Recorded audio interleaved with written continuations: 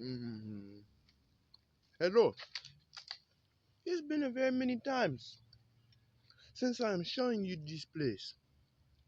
My pumpkin patch. It is coming July, and this will be meaning that you are planting more pumpkins. You want to be seeing my pumpkins, I will be showing you. But you are also wondering, the last round of pumpkins, it has been $40 for me to be fertilizing the cubic feet. The 3 cubic feet is $44 for me to be buying the cheap compost, the fertilizer manure. So you are looking at these pumpkins. Look at my pumpkins. These pumpkins, these two are very close to one another. These two are very close. These two are very close. This one is a singular. This one is also very singular. These are singular pumpkins. This one had never really become growing out of the ground, and this one I transplanted from this one. I've traded this position. This one used to have a twin, and I put the twin over there. Now the twin has died, but this one is living very good. This is another one. Another one. Oh, something has come and been eating this one, but it is kicking. It is still trying to be alive. This is the way of the world. There's another bed over there with a different variety, a Jamaican pumpkin. These are my ornamental. These are my Connecticut field pumpkin. You are understanding this? So I'm growing very many varieties. And I have many pumpkin. I have kabocha. It is coming. This is a Japanese pumpkin. It is coming, so I'm going to be needing more beds. And we are thinking of how will you be feeding these things. This fertilizer. This fertilizer. What are we going to be doing? Because we are poor. This is not free. The first round of pumpkins, I planted 20 pumpkins, and this cost me very much money to be buying the compost like this, the manure. You are seeing this manure, this manure, this manure. This costing us very much. So you are wondering, you're saying to me, Cliffy Simpai, please be telling me how are you fertilizing these things for free? I'll be showing you very many ways to be doing this, to be giving them the nutrients that they are needing. Yes. And so this is the most basic first one that we'll be showing you. We'll be showing you this. You look. This is a compost. Now right now you are seeing not much, but this is one of my compost. This is a metal container that you are putting on the ground. Put this on the ground. Put metal on the ground under the tree in the shade where you are living. Put the metal on the ground, because if you do not, then these vines, the roots from these trees, you are going to be noticing that they are leaching out the nutrients of your compost. In this compost pile, you are knowing what to be doing, getting the dirt from your yard and putting in the brown and the green. So you have brown. If you have no food scraps to be putting in there, then you'll just be doing this. You'll be looking at the ground. This is brown, this is green. You'll go 60, 40, 50, 50, something relative. This is what you will be doing. You'll be doing this. Now this is my second compost pile. This is just the old trash can, the old trash bin with one of these inside of it. And every once in a while, I will be throwing the things in here, and then I'm turning it. Almost every other week, we'll be turning this one on its head. Now this is basic. This is compost. Everyone is knowing how to be compost. This next one I'm going to be showing you, you're going to be wondering, oh, this is true. So this is a oak tree. You'll be looking behind me and seeing this oak tree. Now you are wondering, what is the oak tree? How is this going to be fertilizing and giving the soil the nutrients? This oak tree, for many years now, you are seeing that the leaves are piling up so high.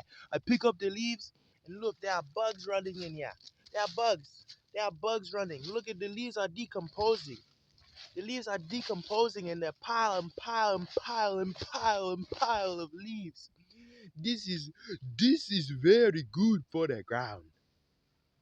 You'll be wanting to do this. You'll be wanting to put this. Who is this? There's a person sitting outside of my home. I'll be back in 1 second. Okay, so you are seeing that this is very good for you. You'll be looking. This is a prime example. You'll be taking these leaves, and they can be serving you. They will serve you.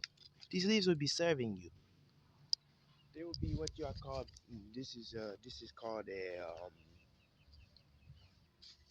a it's called I don't even remember what the word is.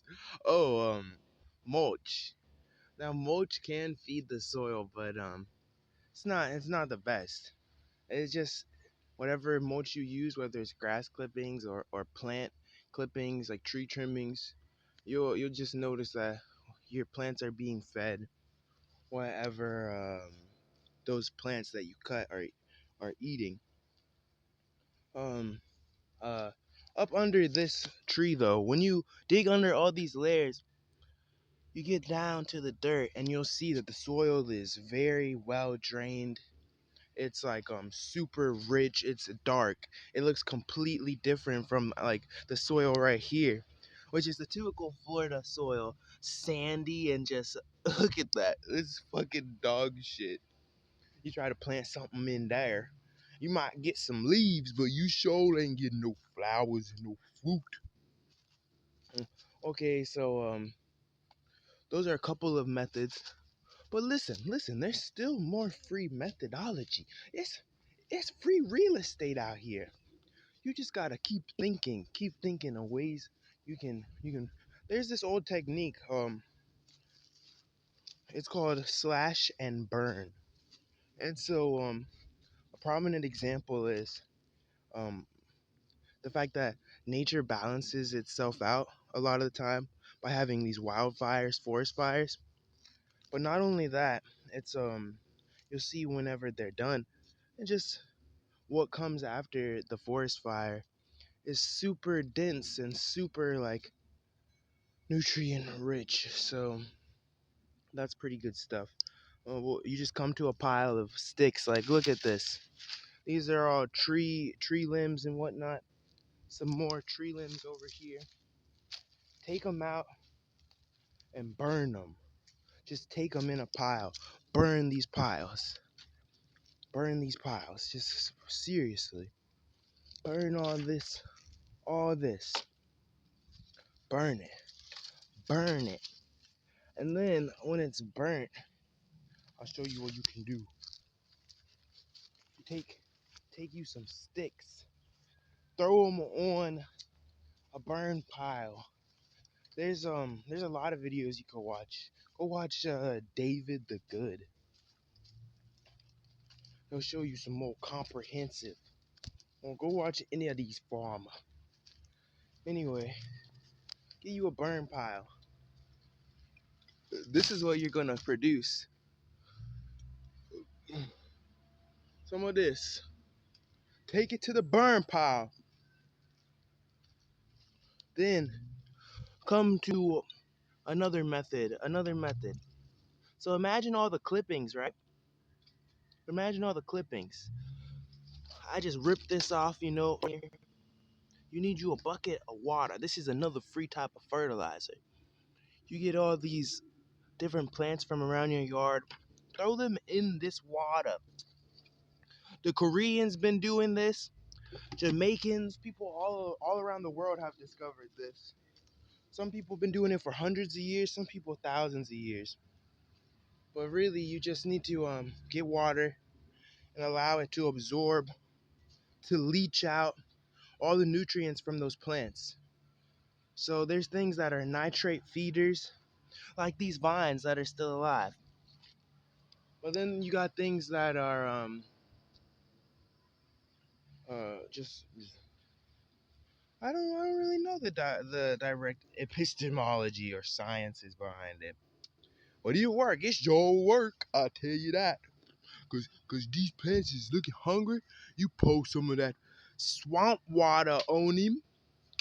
You know the water has not only nutrients, but it also has microbial life that built upon the anaerobic environment.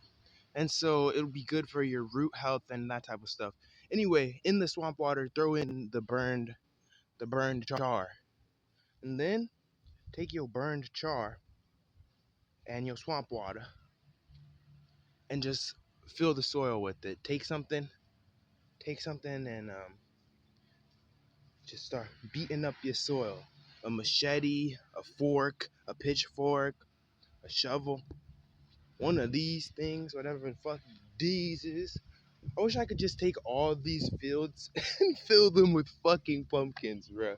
I swear to God.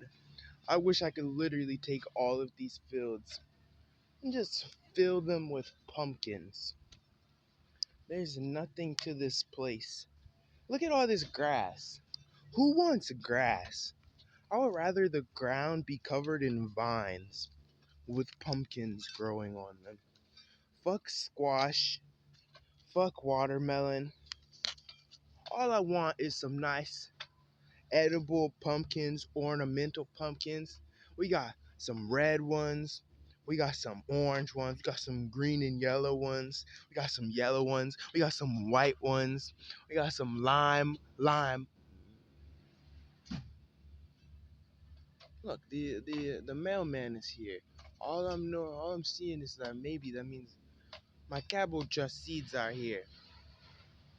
The Japanese pumpkin. I think it's also called a Kent pumpkin or like a emu something. Emu something. Yeah.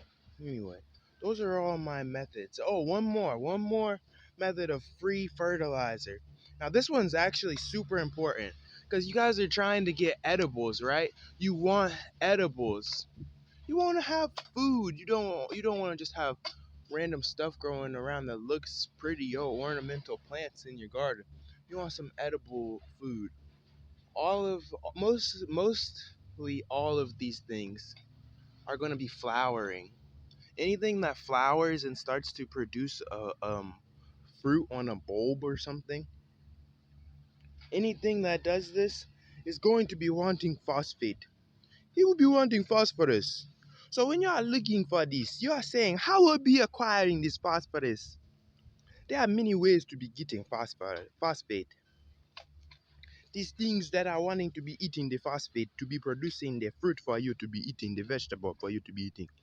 You are wondering, how will you be getting the phosphate? How will you be getting this? This is something that I'm not knowing very well. Okay, so I'll just tell you. Um, One method is bone meal and like animals, animal byproduct, blood meal, bone meal. You'll find that at the store. You can buy it at the store, but that's not free. That's against the video theme. That's not free. I'm po. The first round of planting, I spent all my money on fertilizer and compost and manure. The first round. Now you telling me it's a second round of planting, and I'm going to need to buy more? Nah, you don't need no blood meal. You don't need no bone meal. I got the perfect methodology for you. Get you some just like this. Yep, get you some just like this. This is my hydroponic pond. This is where we get things started. You could put green onion in here and it'll grow multiple times. You can put ginger in here and get it to start budding. This is just perfect for that type of stuff. But you know why? It's because there's fish in here. There's fish swimming fish in here. I got an Oscar, goldfish, all types of minnows in there. That's the way of the world. You know what I'm saying? So fish poop is phosphorus rich. Nitrate Ammonia nitrate becomes phosphorus after interacting with all those plants, sunlight, algae, the levels of oxygen, the pH. Yeah, you get some phosphorus from it. So that's that.